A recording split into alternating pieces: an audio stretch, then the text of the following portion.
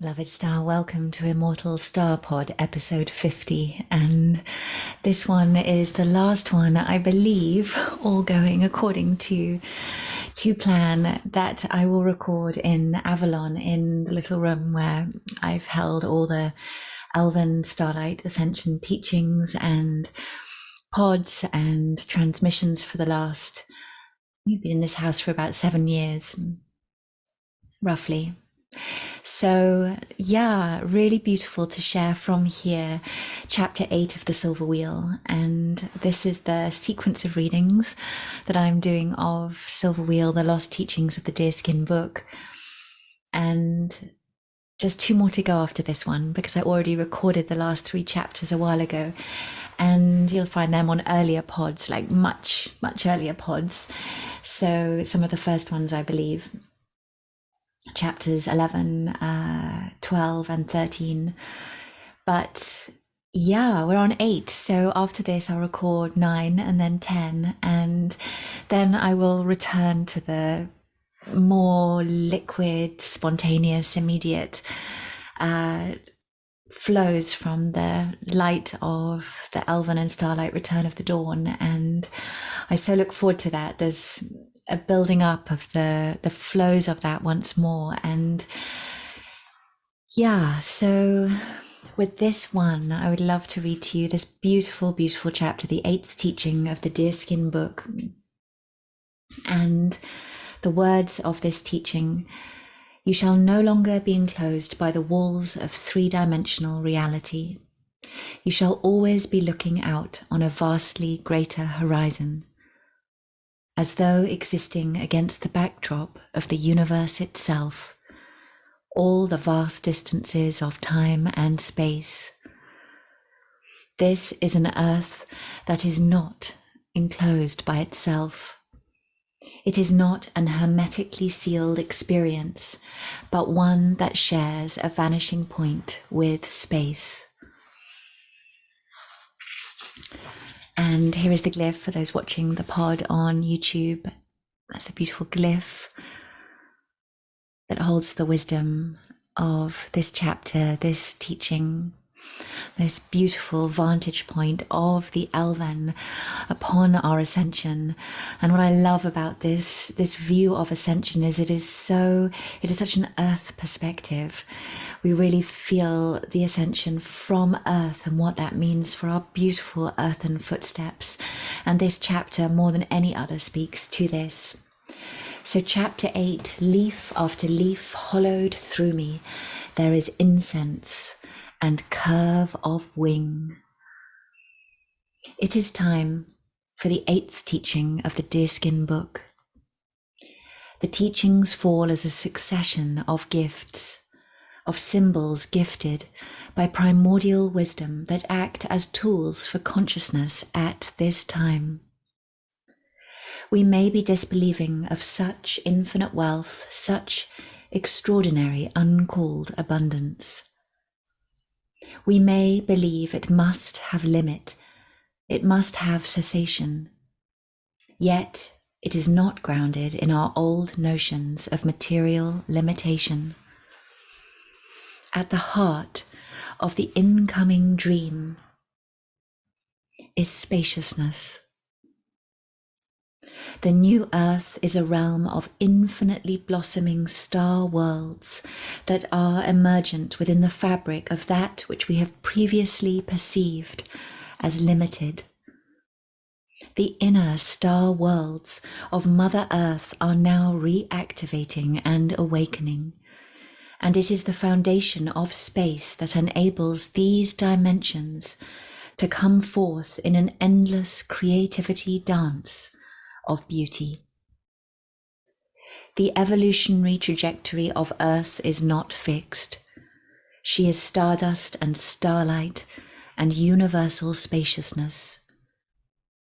Beneath the surface of the earth are cities of light, inner citadels and lost realms of the shining ones that mirror the mysteries of the universe beyond. You walk through the quartz corridor of the old kingdom, deep within the ancient worlds of earth. You emerge upon a rocky ledge, and there is the entrance to a cave. You are standing at the entrance to Merlin's cave. This is one of the timeless elders of Earth, who has devoted incarnation upon incarnation to guardianship of its light realms and sacred traditions. Inside the cave is a simple dwelling, with sheepskin rugs spread upon the floor and a fire burning at its center. Coming towards you with welcoming arms is Merlin, a stooped and beautiful figure in flowing robes the color of faded sapphire, his hood falling around his shoulders. His beard cascades white down his chest, and his burning umber eyes gaze steadfast into yours. He is the guardian of the dream of the new earth, who takes care of the pathway between the old realms and the shining blueprint of the future. He welcomes you to his cave dwelling that is so simple, yet steeped in warm loveliness. You sit upon the sheepskin rug, and he sits opposite you, gazing into your eyes. You ask him to take you to the blueprint of the new earth, so that you may have a vision of its dimensions for yourself. He nods and holds out his hands to you. You take his gnarled hands in your own. They have a surprising and supple softness, and you can feel the great and exquisite sensitivity of this guardian elder. Gazing deeply into his eyes, you find yourself transported. You are hurtling upwards at great speed, through corridors of light that are like rushing pathways through the forest, with the form of deer running beside you on all sides. It is so beautiful. The deer are sapphire and silver, their flanks outlined against the white stream of energy upon which you travel. Around you, you see glyphs traveling also, ascending and ascending to the earth, the mysterious script of the elders, through which the translations of other worlds occur, by which the galactic codes are transferred. You find yourself emerging in a brilliant sphere that glows with intensity all around you. This sapphire realm floats in deep space, transparent to a universe of stars, and yet whole unto itself. This is the blueprint of the new earth. Your heart is deeply moved by the vibration of this realm. There are graceful trees of shimmering sapphire arching above, and everywhere a sense of profound and incipient wisdom. It is dense with galactic codes that show only in the intensity of the sapphire and the atmosphere of the place. There are beautiful lakes in which there is an unimaginable depth of blue. There are sapphire starflowers that glow upon the ground. Merlin stands beside you, and he guides you to the edge of this realm. It drops off into space like a waterfall vanishing sheer beneath you. The blueprint of the new earth shares a vanishing point with space itself. This underpins every movement, every manifestation. You also shall regain your transparency to infinity. You shall remember yourself as unlimited in potential and resources. You witness this infinity of the new earth, and it is so beautiful to you. You wonder how you yourself can become this infinity and throw off the limitation and the finitude with which you have bound yourself. You remember that sensation in yourself of the mundane and the ordinary, the predictable downward swing of fortune that curtails your dreams. Within your world, this is so strong, the concept of the real world, with its dictates of what is possible, what is probable.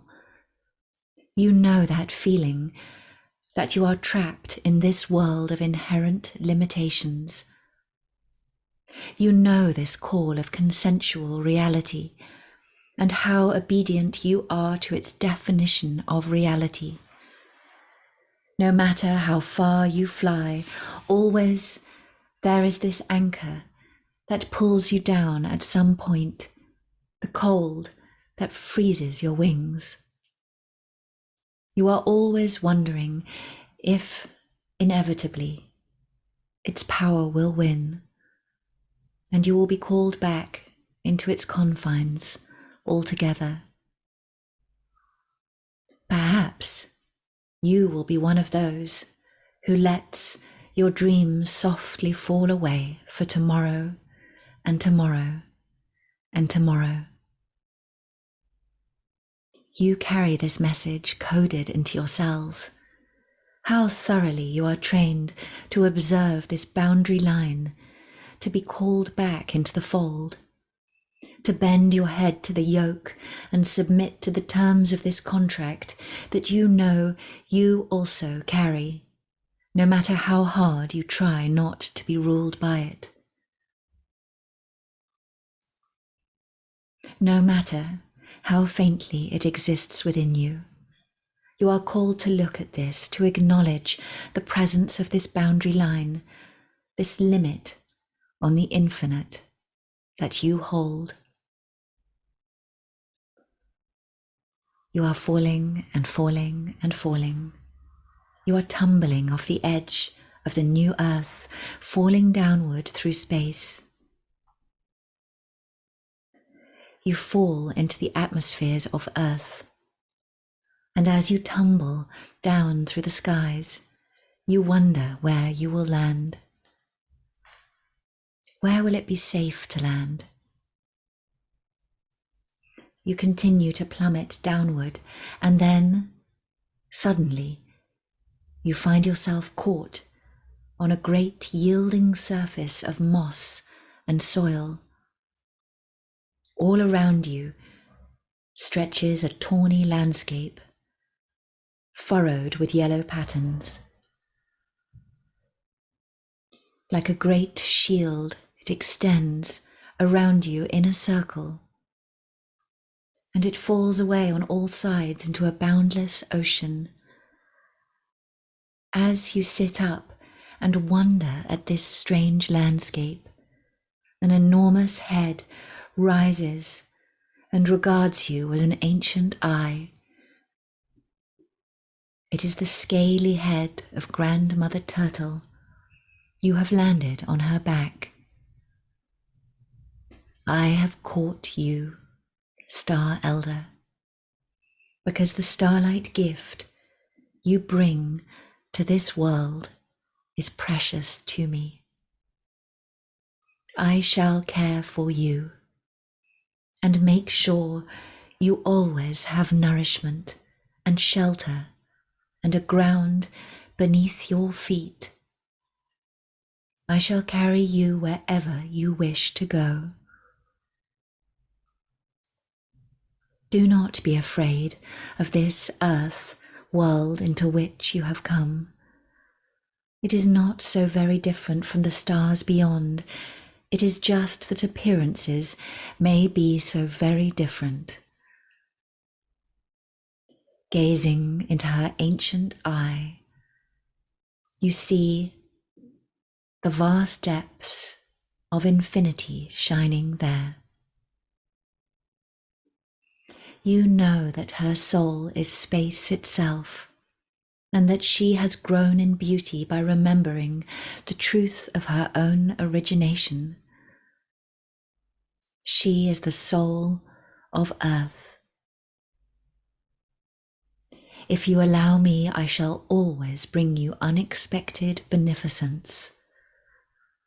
I shall be the miracle that surprises you, the way life carries you beyond the boundaries of even your dearest dreams.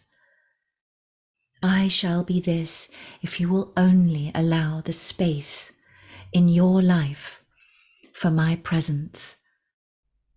Trust me, await for my call. Do not give in to fear and expediency. I need you to trust this miraculous ground that appears when you least expect it. Thus shall I carry you. Thus shall the starlight inspiration you bring become woven with the worlds of earth. Let your starlight dance forth, and I shall be the infinite ground that holds you. You acknowledge her miraculous presence. You let her great and compassionate wisdom flood your heart as her great eye gazes into yours. In her eye, there is an all-forgiveness, an all-embracing of who you are. Her wisdom begins to dissolve your sense of opacity and limitation. It begins to dissolve that in you that wants simply to flee this earth realm, star returning to star. The part of you that has never really settled in this world, that has never really placed its feet upon this soil. There is that within you, hard as diamond, that has resisted incarnation. It is time for you to give this up and to trust in Grandmother Turtle to catch your fall. There is that in you that vibrates so fast, it finds it hard to understand this dimension. It seals itself off in consternation. It protects its purity. However, this seal creates limitation and isolation, and it seals off the gift you are destined to bring to earth. You long to give this gift now fully with all your heart. You long to release the bright diamond light held within. You do not know how to unlock the seal you wrought. So long is it since you made that gesture. You have locked up this inner realm, this brilliant intensity. At some point you must allow this last shard of your light to fall to earth. This is the ground of true ascension. It is locked into a casket and sealed with the great glyphs and seals of Atlantis. A vastly long time ago, this is how you protected it as your world was destroyed in cataclysm and floods overran the land. Thus has this starlight radiance remained hidden and protected. Let the starlight speak. I am a starlight from long ago and far away. I come from a realm of intense beauty and purity. I came to inspire the worlds of earth, but this gift was not sought. Thus I am locked away, waiting until such time as I can return to the star world from whence I came. Let the heart-breaking beauty of this light fall to the worlds of earth. This was its intended destiny, its fulfillment.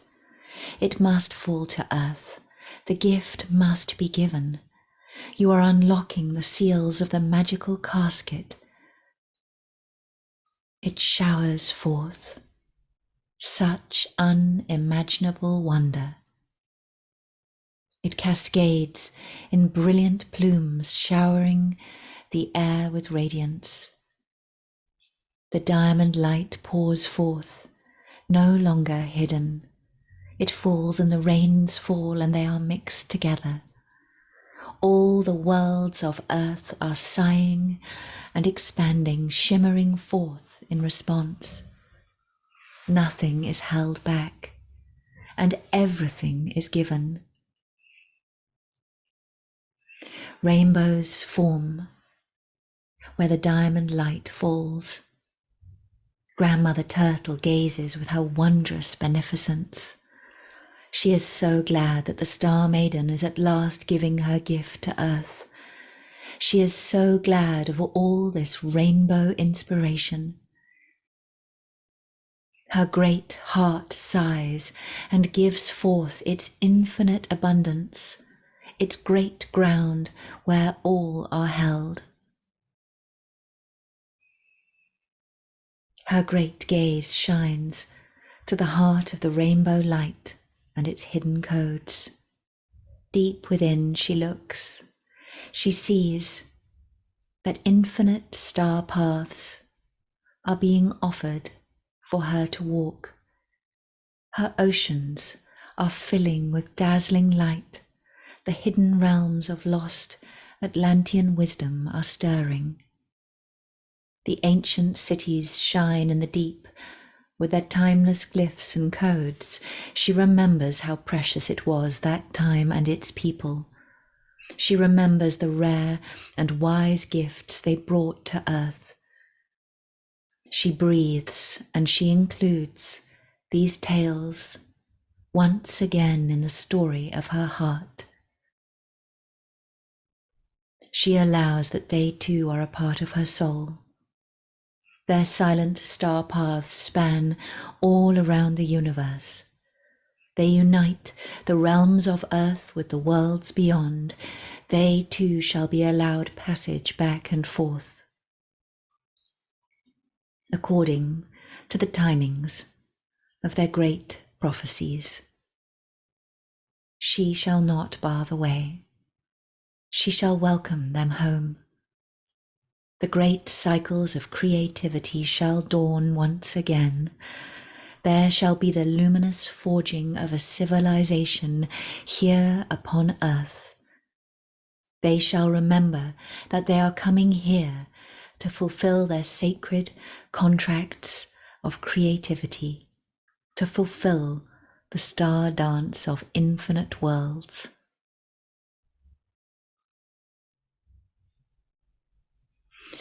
You, as a star elder, are restoring yourself in fullness to the earth. Your presence is so very beautiful. You walk amongst us, bringing the atmosphere of the miraculous with you and awakening our hearts. You walk in the ancient places of the earth, rekindling their memories of another time. Come into the ancient redwood grove. Breathe in the peace and spaciousness of the redwood trees. There is a great shimmering surprise around the corner. Amongst the grooved and mighty trunks, their dusky magnificence, the elven self flares forth, towering. One's own angelic presence is kindled. You are able to dismantle much illusion in the warmth of the expansive atmosphere, in the winged silence, creaks of bark, birdsong wind, light falling with layered emerald brilliance. There is the forest floor of brown and russet faded needles, dead branches, ferns and ivy. The trees are sentinels. There is a great brilliance just around the corner. You have limited yourself falsely, and all of these limitations are falling away. You think there is only so much beauty, happiness, interconnectivity that your life can contain, yet it shall alter even further than you can imagine. Let the last vestiges of tension and resistance fall away. There is a shimmering dawn of great happiness underway.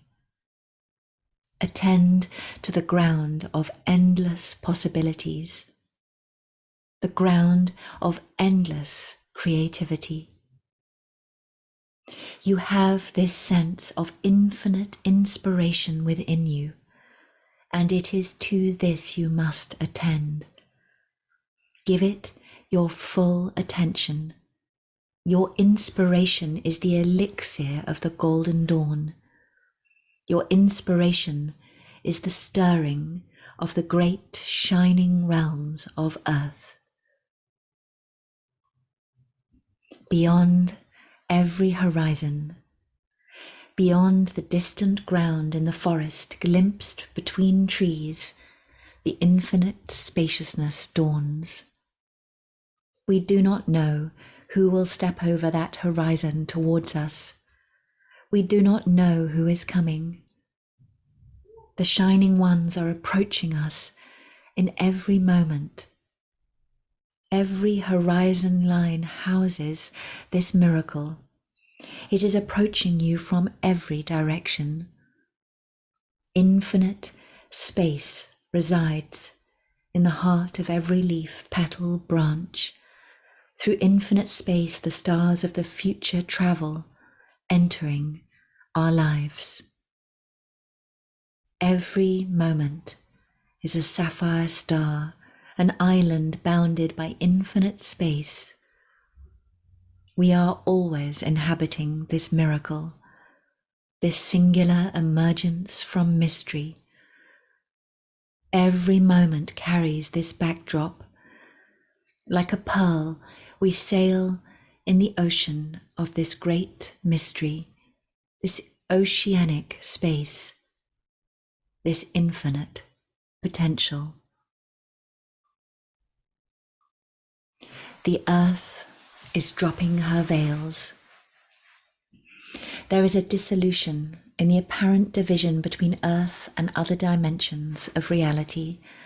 She is instead wearing the backdrop of space, of the infinite. She is dancing in the silence.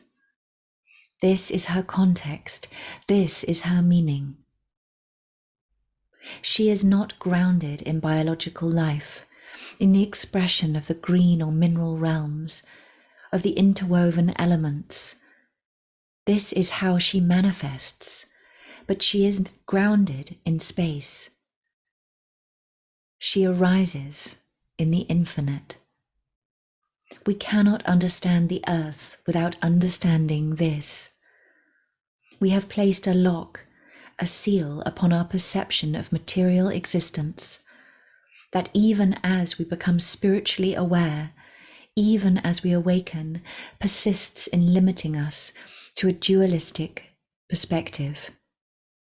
The earth is still identified as a finite realm, even with her subtle and energetic bodies that is fragile to be protected and preserved. We are failing to bear witness to her immortal, creative, and infinite aspect. She is the creation of our hearts and minds, and even as we attempt to preserve and protect her, we fail to listen to the true voice of her evolutionary development. We want to maintain her as we have known her, as we have loved her. We want to maintain our conception of our beautiful green earth, so bound up with past lifetimes of reverence and devotion, intertwined existences in which she has been our mother and our ground. We must now listen to what is truly happening to her. We must listen to the voice of her immortal soul as it communicates the transmutation she is undergoing. We do not serve her by our nostalgia. We must be honest with ourselves about what it is we are attempting to preserve, and whether it comes from a resistance to reality or a deeper participation. We must not be afraid of authentic language, of saying that which we have not necessarily heard, except from spirit.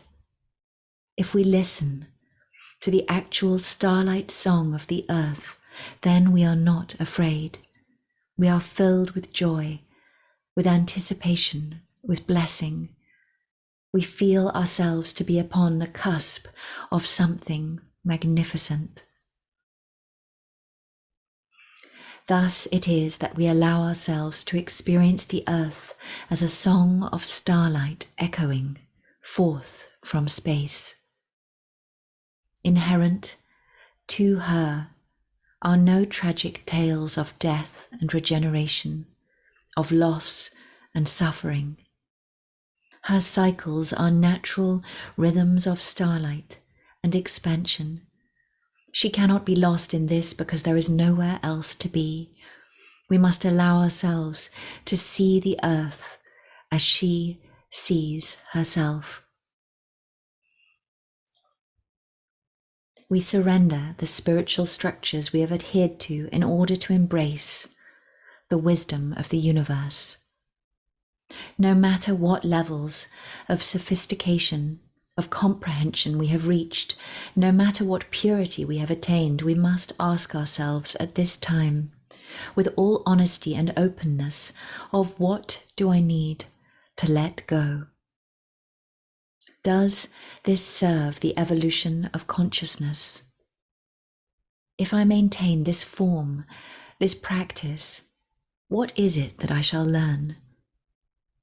We must go back to basics. Spiritual pride can be a very strong presence at this time. It arises within us, fierce and unexpected, roaring to protect and adhere to that which it has cultivated, that which it has labored at. Even that which has seemed beautiful and true must be evaluated and potentially surrendered. For we must not mistake the chrysalis for the butterfly. We must not mistake the method of cultivation for the thing itself. When we meet with the unbound expression of spirit, how comfortable are we? Are we always looking for signposts that shall redirect us within the framework of separation, categories to separate the divine from ourselves? Are we avoiding the naturalness of our inheritance, its profound, unraveling immanence? We have evolved many structures of spirituality over the last age in order to guide us through an aeon of separation.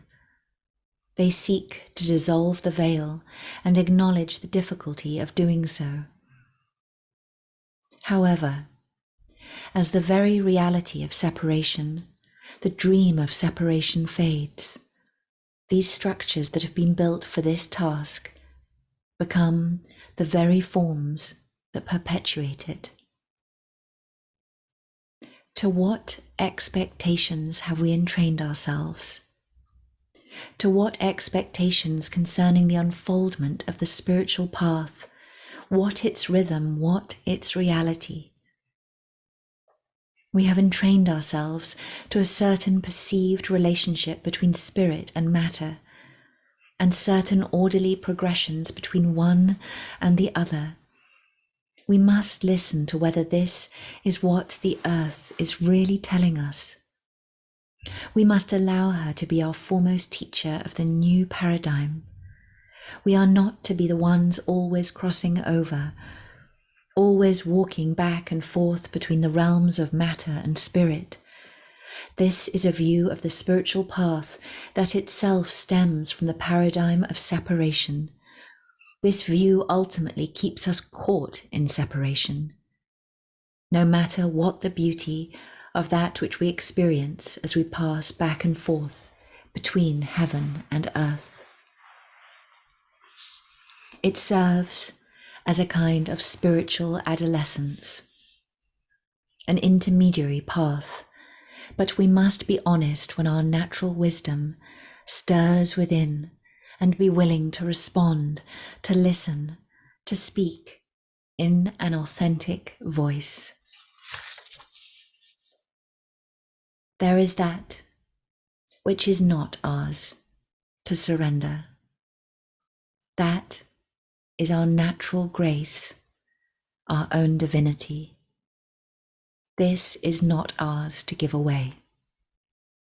When we abdicate this, there is no gift we are giving to others. And there can be no realization of the true nature of reality because we have severed and dislocated its source within us. If we continually surrender our divinity to a system, a belief, a teacher that lies outside of us, then we have still this intense sense of vulnerability, of a sheltered purity, a spiritual path or attainment that could be damaged or destroyed by others or by our own falling down. Our spiritual development is not so fragile.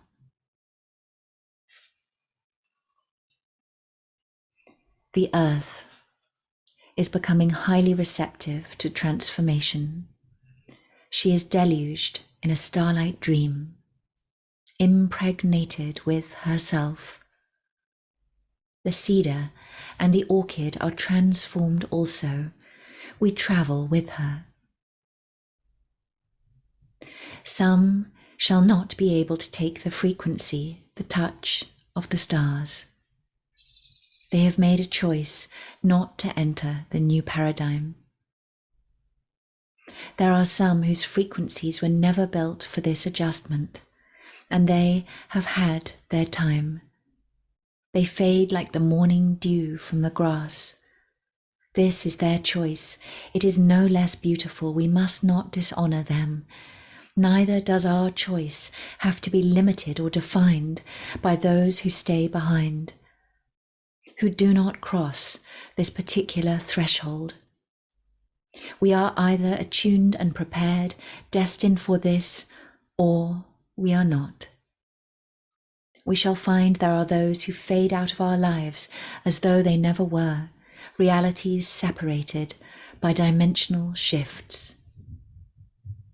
We might be shocked by how much we have to leave behind, but we must maintain our attunement, and then we know that we are not walking into an abyss, into loneliness, but into the song of the earth and the stars. There is companionship, there is perfection. The symbols form a medicine wheel, and they are also lights along a pathway of starlight. With us indeed travel the orchids and the cedars. We are encoded with the very companions we require.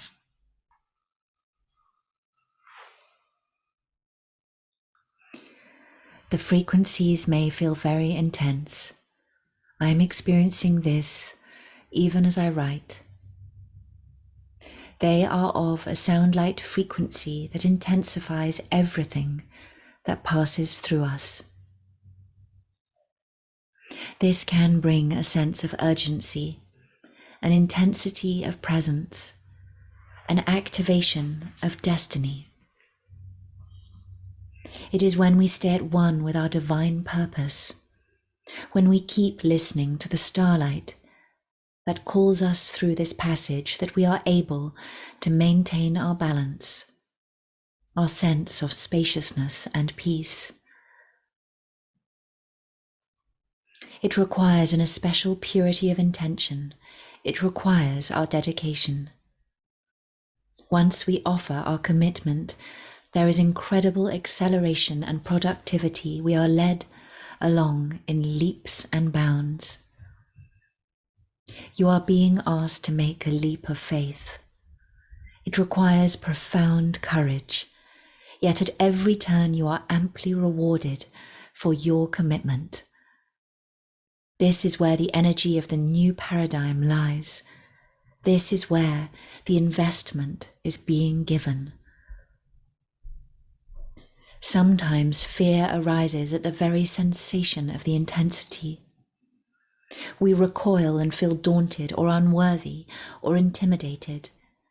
We may feel incompatible or unreceptive. We may have a sensation of going too far.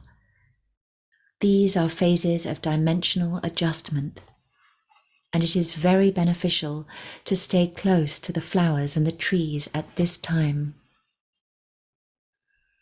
To exist in a place where the flow of this dimensional shift is taking place in a more complex and diffuse environment, so that we remember our transparency and permeability. The wings of our listening are the wings of the eagle. We can cover vast distances and experience a wide perspective. Much can be achieved with only a little effort, an adjustment of the wing here and there in response to the wind. We allow ourselves to listen to silence, to space. For this is the new backdrop to earthly experience. We travel with the wings of the eagle, listening to the starlight song of the cedars and the orchids. We must let go of the controls as guided by our integrity. Our wisdom is activated at this time. We have a sense of direction. It may be hard to admit this to ourselves, but we do know where we are going. We do know where we are bound. It might not be something we can put into words, but language shall evolve. But then, there is nothing impossible in heaven and earth, nothing that shall not come to pass by this passage of the orchid from one world to the other.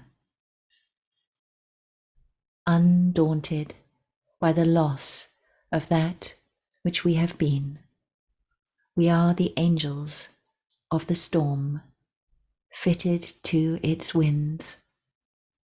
We shall be surrounded by those who touch the earth with their fingertips, who also are encoded with her dawn. I cannot say more than this, other than to go as the flowers go, from one world to another, within the dream that has been held. I walk through a tattered veil of hazel leaves. Tarnished at their rims, a rainfall of blackthorn leaves falling across my path. The river is a rushing star at the heart of the forest. The heron fishes in secret, grey feathers hunchbacked. The wagtail darts along the river, dragonfly quick. I see a bear lumbering through the forest. She is a spirit bear. She is almost white, tinted with russet, and her coat is long and rough. I follow her trail, cautious at a distance. The bear deciphers the way forward. She holds one half of the trail. She knows where to make the offering of amethyst and amber, and which path to tread. She guides me to the places where natural grace is unveiled. It dawns on me that I am always walking this bare trail of amber and amethyst, stirring the wild leaves underfoot. This is the language of earth. The bear turns toward me. There is a long pause. I continue toward her, my hand outstretched, tentative, reforming the old alliance. My hand rests upon her rough, russet-hued fur. We have walked so many paths together before. This is an ancient agreement. I trust her to lead me where I need to go. Onward she goes, accepting her role as my guide, as my companion in this world. We come to the white quartz of her cave amongst the trees, its worn entrance. A staircase in the rock leads us up above the cave. The forest changes to pine trees with golden needles underfoot in the dry atmosphere. Ravens call in the trees. There is the scent of pine resin, the sound of the river rushing, distant. At the top of the rocky stairwell is a grove of pine trees, raised on a plateau above the oaks and the river. There is the rising scent of earth, the immersion in its dim sphere and cocoon. I begin to dance on the scented forest floor, its hues altering to amber and violet in my vision. The bear stands over me like a shadow. There is the slow pounding shuffle and turn of the dance as I move in circles under the trees. I am dancing in a sapphire dress, the flare of sleeves stitched with pearl and lapis lazuli, barefoot, and a carved willow staff is in my hand, its base of gold and topaz thumping to the forest floor as I dance. The pale, weathered staff is my ancient possession. The sapphire dress arrives to me like a skin received, skin to skin. It is an old dress worn before. A turtle of polished jet hangs at my breast. There is the flare of sleeves, dancing wide at the wrist. A white girdle with tassels hangs long. This is the message. You are the voice of earth. I have worn this before, 100,000 times. The silk is worn through in places, slightly darkened with the rub of skin, worn threadbare, the ancient silk. How many times this is danced with the swinging heavy weight of the sapphire fabric. It is rubbed threadbare at collar and cuff, worn with understanding. This is an ancient role, taken up many times over. And the dark turtle pendant at my breast, polished jet, this is the heirloom of intention, of dedication, as the staff and the bells sound the ancient dance. Memories catch at the heart, a longing for what is lost. But here is the sapphire flame and how it returns, because nothing is lost. There is only the willingness to remember, only the willingness to bear witness as all the false pageant of self dissolves, and I become again that dancing flame. As I dance, the forest around me dissolves. The elven door opens, there is translucency, a veil falling away. There is a palace bearing its architecture, and the ground calls. A wagtail hops along the river, like a ghost carrying gold. The winds are rising, copper, purple, amber, lilac, a halo of fires. The weight of the wood diminishes, her doors fly open, there are waterfalls. The elder palace unveils itself, bough after bough. The elven palace unveils its architecture and all its fire-hued pinnacles. Its frames of silver show. It is a palace of bark and leaf, turrets of branches. There are roofs shining of leaves. Birds haunt all its phases. There is a procession of elven ones travelling through the forest. I join the procession. Who are these elven ones? They belong to the forests and the rivers, to the stars and the moon. They belong to the flowers and the trees, to the white quartz that remembers. But there is no long ago. There are only the infinite points on the spiral, all of them simultaneous in their difference, and this one sounding in this leaf dance of moon. This time I witness them, and they are always scattered through this constellation of mountains, hills, forests, and stars. It is always in the evolving flowers. They did not come before, they will not come after, they were and are always. It is the response, the listening that unveils itself and then disappears. They are the constellations of this land, the palaces and the memories. They are the wells, the healing springs, the heather and the winds and the numinous moors. They are the spiral ever shifting of the seasonal moons, the dance through which we are guided over and over, the processional of leaf, frost, and sun. It is the story of our lives. It is the grandeur of forgotten time. It is different lights, opalescent, carried. It is the forest of oak, of honeysuckle, and apple. It is the green river flashing with silver sky. I catch sight of the leader of the procession. She is an elven queen.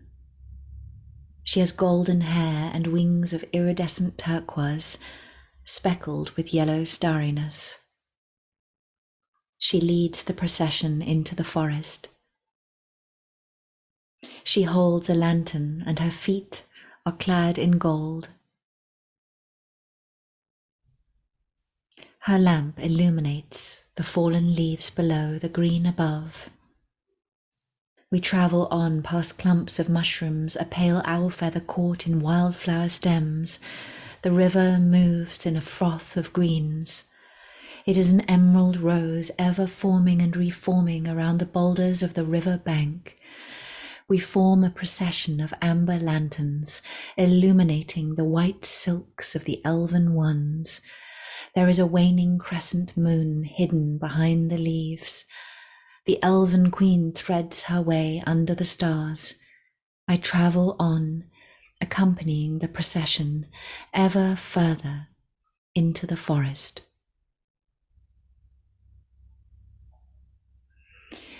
The procession enters the heart of the palace complex, and the elven ones peel off along corridors, up and down stairwells, melting into the maze. The procession disperses, carrying their lanterns into the darkness. I see the elven queen gliding up a set of stairs that curls around a tall oak tree, and I follow her. The stairwell opens out into a great hall, held in the upper branches of the oak. It is an architecture of the forest, painted copper, gold, and bare. At the centre of the sweeping room sits a circle of elders, cross-legged on the floor, each one with a carving in her lap. I move closer to see what they are carving. Each one is carving a rune. The one who led the procession turns around to look at me. She also holds a rune stone, her fair hair wisping around her headband, her heart-breaking, beautiful dark eyes, that ancient angel face. She is the elven queen who carves the rune of leaf fall, the last place on the spiral before the vanishing. She ushers all the russet and tan of leaf, beckons a yellow haze, a crown of flaming elm. She beckons to me and I follow her across the great hall, through an archway and a descending staircase at the other side. At ground level, the stairway is overarched by a red haze of hawthorn fruits. The hawthorn trees frame a doorway. It is traced with the figured gold of sun, the silver of the moon, inset with a triple spiral of white quartz. It is carved and woven with the dream of the elements: earth, air, fire, water. It is so precisely figured, yet indecipherable.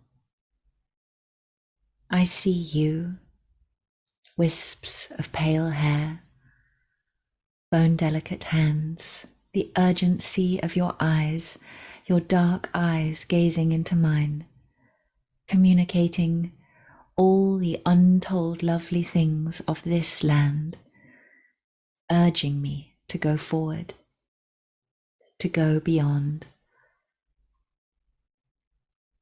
I press my fingers to the inset quartz, and the door sighs open. I step within. I am standing in an orchard of apple trees. In the center there is a stone-built well, a bowl of copper sitting beside it. I know that I have entered a sanctuary, a place that is long tended by the elders. The elven queen stands beside me. You, like all the rest, must find your simplicity. This is the hour to let go of all the peripheral aspects of yourself that you hold in awareness, and to find the simplicity that dwells at your core. This is what exists when all else is stripped away, when you need a solid ground on which to stand that is not subject to the whims of passion. If you take water from the well into the copper bowl and gaze into your reflection there, you shall see the reflection of your own true simplicity. It may surprise you what you see there.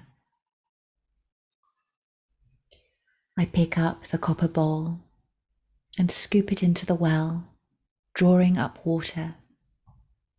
I sit back on my heels and gaze into the water as it settles. I wonder whether I am ready to perceive my own true simplicity. I gaze in, and I am immersed, dissolving into the well waters. At first, there is a shimmering surface. Then I dare to see the mighty wings. There are 2 golden wings arching from my back. They expand outward in feathered layers.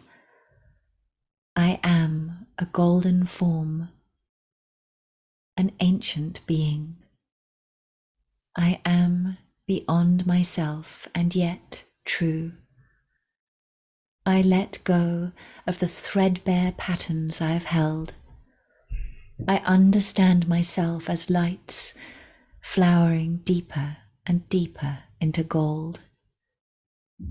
I understand the love that reverberates through this form, my love for the deep hidden world, the wisdom therein. It is not ephemeral illusion, but rather the hidden well of wisdom, a deeper pattern of love. I pour the waters from the copper bowl onto the ground, giving thanks for their reflection as I do so. I stand up sure-footed. I take up my native power, my elder wisdom. I sing softly a chant,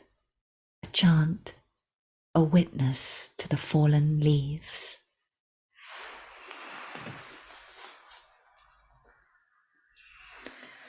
So beautiful to share with you this chapter.